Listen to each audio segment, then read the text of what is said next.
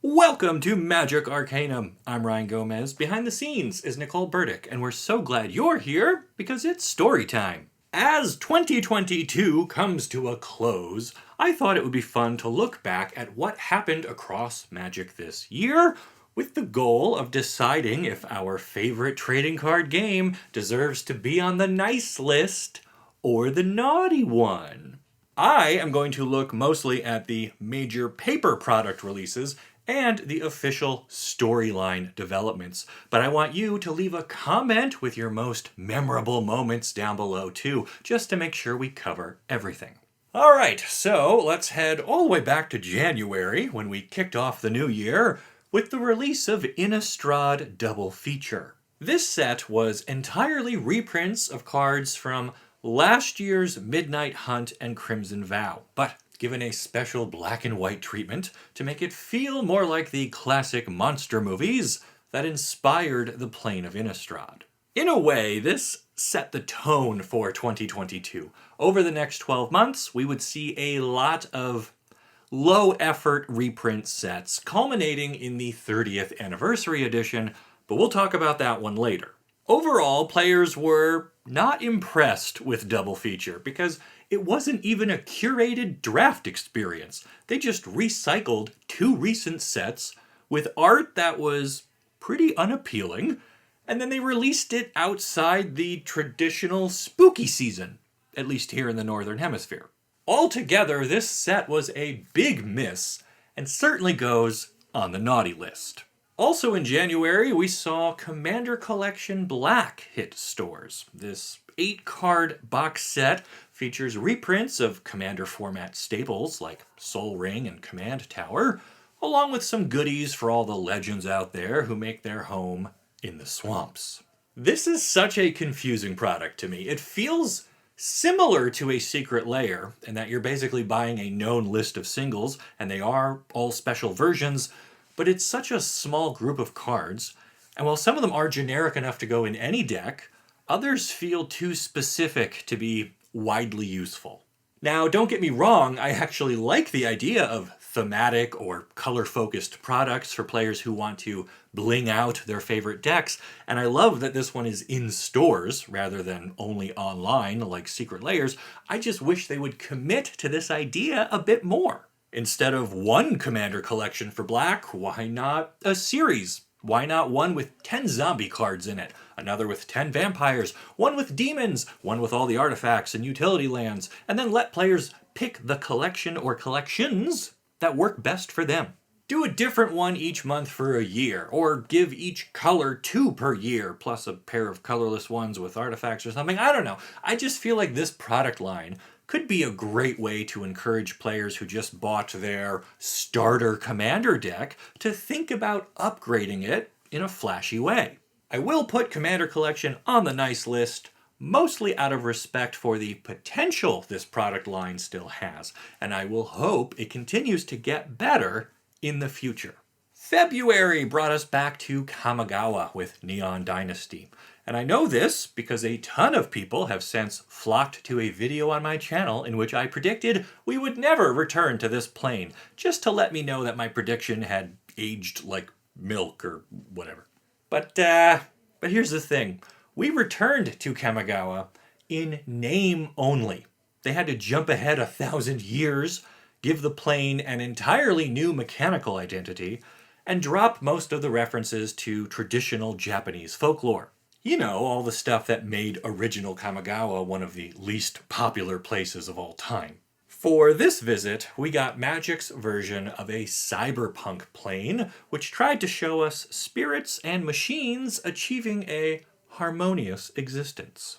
Reconfigure gave equipment some much-needed flexibility, and that worked great with the modified mechanic, which looked for creatures to be enchanted, equipped, or holding a counter of some sort. We also got our first completed Planeswalker, Tamiyo, which was a major story event. So let's talk about that real quick. The Phyrexians are one of Magic's oldest evils. They are a group of mechanical horrors currently led by a praetor named Elesh Norn. She wants to unify the multiverse under her rule and has been taking steps to make that possible. Last year, she sent another praetor, Vorinclex, to retrieve some magical tree sap from a place called Kaldheim. And now, here on Kamigawa, Jin Gitaxias has discovered the secret to completing individual planeswalkers. The Phyrexian threat is visible in every major set released this year, which gives it an epic and omnipresent feeling.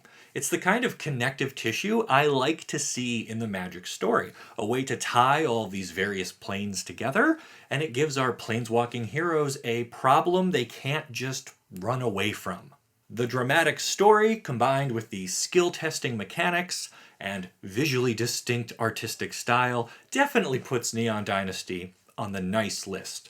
In fact, it was probably my favorite release this year. And speaking as someone who has long dreaded a return to this plane, that is really saying something. From there, it is a complete 180 as we head to the streets of New Capenna, April's standard set release. For as much as I liked Neon Dynasty, I could just not find anything here that excited me. Story-wise, we have Elspeth and Vivian visiting a strangely Art Deco world inspired by the flapper era of American history.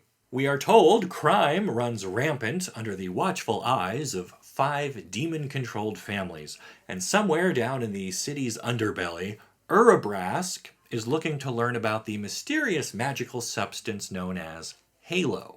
Turns out Halo is derived from angels, who were put into stasis by the plane's demons a long time ago. It has many useful properties, but perhaps the most crucial of them is that it is apparently an effective weapon against Phyrexians.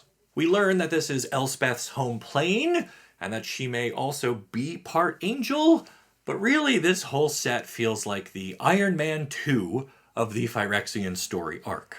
It has to cram together a lot of things that don't entirely make plot sense within this setting, but are necessary for the advancement of the bigger overall story, which is a bad way to introduce a new plane.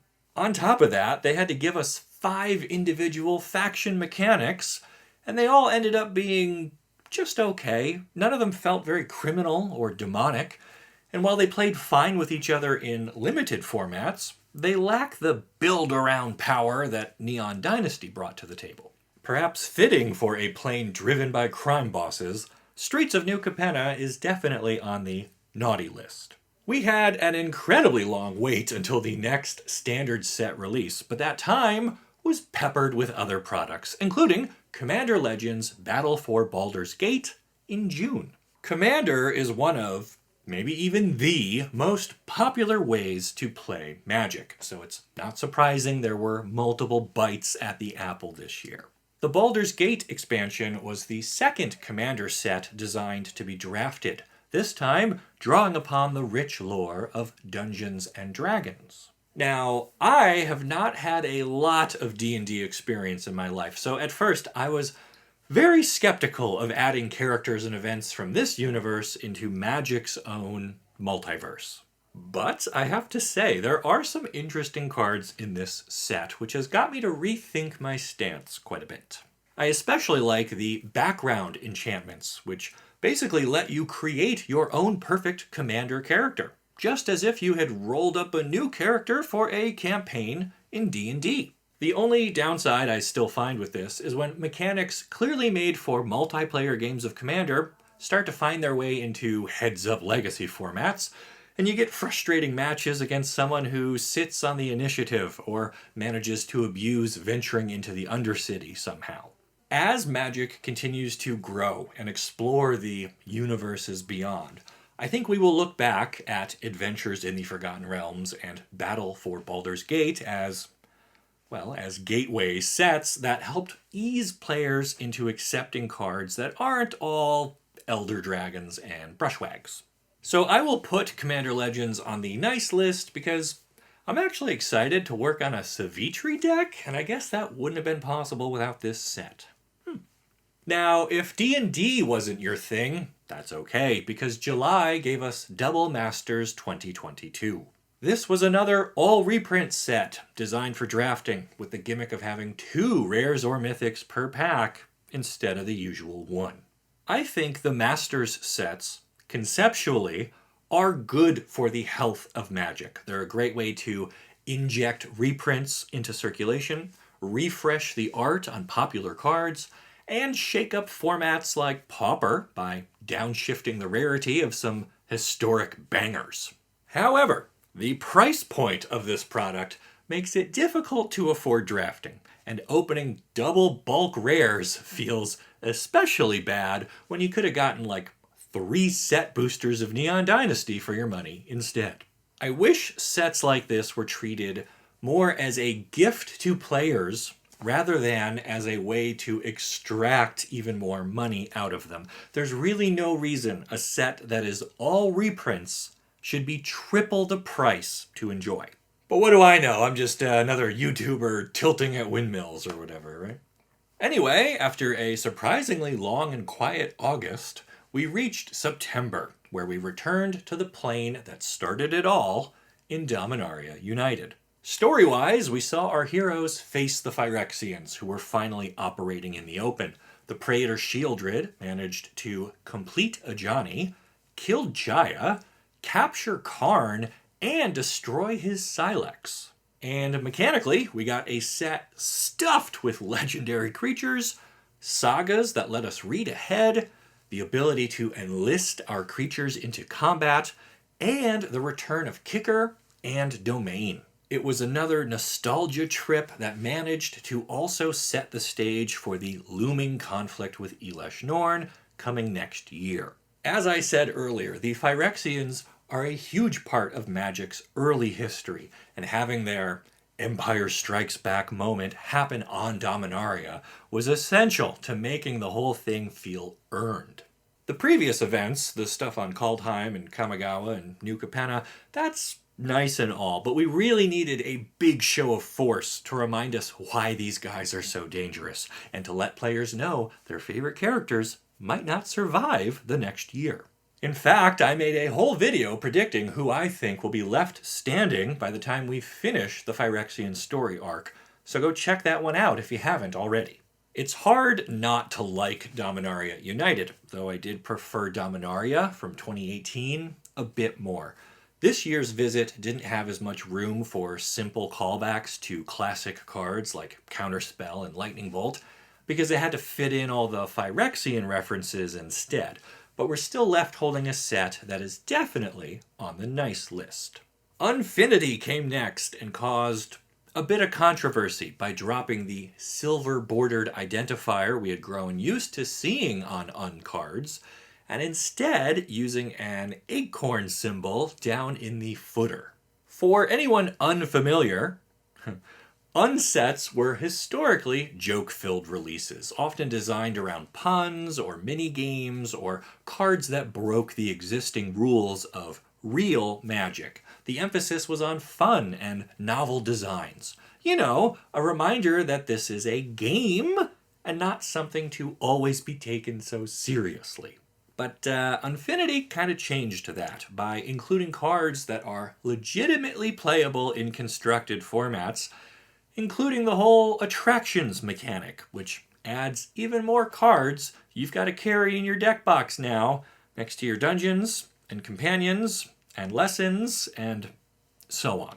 So while I like the idea of Magic being able to play things for laughs once in a while, I feel like Unfinity missed the target. The set tried to be goofy without giving up value, which changed the tone of the whole experience, and that earns it a spot on the naughty list for sure. Along similar lines, October also gave us the Warhammer 40k Commander decks, and before I say any more about that, let me tell you a little story. Back in 2006, I was in college for communications, specifically digital film production, but as part of that, you end up studying a lot of other media-related things. And one course I took looked at laws and policies that affected journalism and content creation. There's one quote from that class that has stayed with me to this day. It's from a 1964 Supreme Court hearing in which Justice Potter Stewart was asked to describe how he determined if something was obscene. And he famously answered, "I know it when I see it." Meaning, in a legal setting, it is hard to spell out what exactly makes certain types of nudity okay and others not. And so the justice's point was that it has to be decided by an individual on a case-by-case basis. Applying this to the Warhammer stuff now, to me, these don't feel like Magic cards. Technically, they meet all of the criteria of Magic cards. They've got power and toughness and mana costs, and they're templated correctly and all of that. And yet, when I look at them, they are, again to me, distinctly removed from Magic the Gathering, which I've played on and off for 25 years now. You might ask, why are the Forgotten Realms and Baldur's Gate cards okay, but these ones aren't? And to that, I don't have a good answer other than I know it when I see it. But I am really curious to hear what you think. Are the Warhammer 40k cards, our first large-scale Universes Beyond product, Magic cards in your eyes? Amazingly, I am still going to put these on the nice list, even though I have no desire to own them, and I kind of don't want to see them played against me on the kitchen table. That's because I do think Magic needs to take risks. I think the game needs to experiment. And I think it's okay that there are products not designed for me if those products do help bring other players into the game. That at least gives us the opportunity to find common ground. And that distinction is important because I'm going to now jump over to the most controversial product of 2022, the 30th Anniversary Edition boosters. I understand that these are not a product for me. They are far, far too expensive. I understand that these are not a product for me, even though they are to celebrate the game's 30 years of history, for which I have been mostly present. I understand these are not a product for me, even though I regularly produce content exploring the game's stories, locations, and characters. What I don't understand is, if this product is not for me, then what type of player is it for? Because if it's not for a player at all, then I do not think it should exist. Full stop. It's okay if some products are for rich players. It's okay if some products are for new players. It's okay if we have tons of different products from different universes beyond, so long as, like I said earlier, I get to meet those players on some common ground. But the 30th Anniversary Edition appears to be aimed at collectors and not players, which to me fails to remember that Magic, while collectible itself, is the world's best trading card game. That means we should be seeing cool game pieces, and ideally, those game pieces should be accessible to the largest number of players possible. Now, I have to be careful not to be hypocritical here, because I am totally fine with rare and unique versions of cards existing. I happen to have one of the yellow neon ink Hidetsugu cards, and it might be the crown jewel of my collection. I hope to be buried with it someday. But it is just a cosmetic variant of a card that anyone can buy for less than $1. And being gifted my copy from Wizards of the Coast just shows that special cards can exist and be used as celebratory rewards rather than investment portfolio pieces.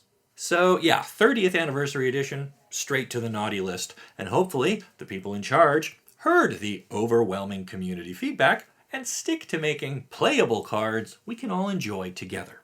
With that one out of the way, let's pivot back over to something good, the Brothers' War. Okay, well, war is not good, but this set was pretty neat. It finally showed the events of the actual Brothers' War, a major historical conflict in the lore of Magic. We were treated to multiple versions of Urza and Mishra, the warring brothers, so named, and their supporting allies, while the new prototype mechanic let us enjoy big colorless artifacts just like we had back in 1998 without breaking modern design conventions.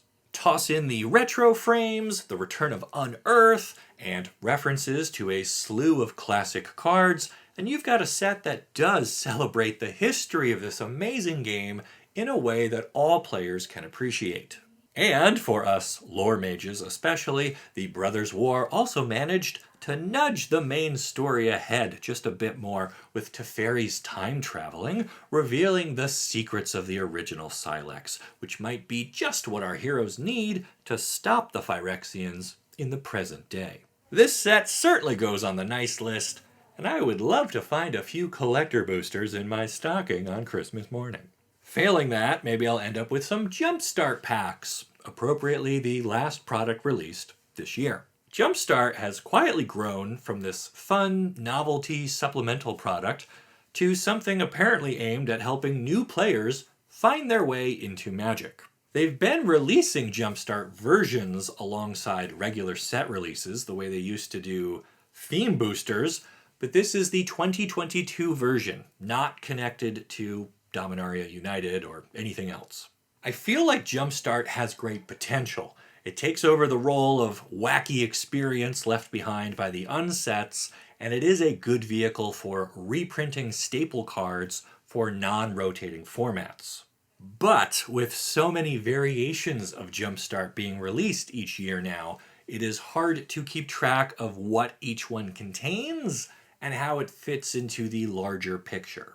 I'm still going to put it on the nice list because it is a textbook supplementary product. It literally supplements all the other releases happening. But I think they need to be careful not to over-squeeze this lemon for its lemonade, if you get my meaning. And that's it, I think. That's all of the major paper product releases for Magic this year. But again, if there is something I left out, please gently remind me in the comments. I can't judge the whole year just by counting up how many products wound up on the nice list versus the naughty one, because some definitely carried more weight than others, so I will just have to rely on my overall impressions of this year's releases. And my conclusion is, Magic is still the best trading card game in the world. It managed to breathe new life into Kamigawa and bring back the iconic Phyrexians, while kicking off a celebration of 30 years of history. There were some low points, don't get me wrong. Streets of New Capenna was forgettable, and the 30th anniversary edition is going to be tough for players to forgive. But overall, I like that Magic continues to grow and try new things. Not all of those things have to be for me. I'll never play a Warhammer card, for example, but that's fine because maybe we can still jam some Jumpstart or share the thrill of discovery as we find retro frame artifacts buried in our packs from the Brothers' War.